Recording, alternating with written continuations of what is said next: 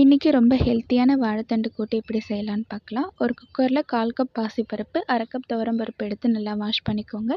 இது கூட நார் எடுத்து க்ளீன் பண்ணி வச்ச வாழைத்தண்டு ஆட் பண்ணிக்கலாம். ஒரு மீடியம் சைஸ் ஆனியன், ஒரு மீடியம் சைஸ் தக்காளி எடுத்து நல்லா சாப் பண்ணி ஆட் பண்ணிக்கோங்க.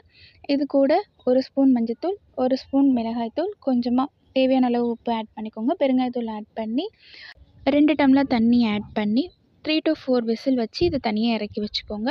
இன்னொரு மிக்ஸி ஜாரில் 1 ஸ்பூன் கசகசா, 1 ஸ்பூன் சீரகம், கொஞ்சம் தேங்காய் போட்டு நல்லா மைய அரைச்சி வச்சுக்கோங்க. தனியாக தாளிப்புக்காக 2 ஸ்பூன் ஆயில், கடுகு, பூண்டு, கருவேப்பிலை தனியாக தாளித்து வச்சுக்கோங்க.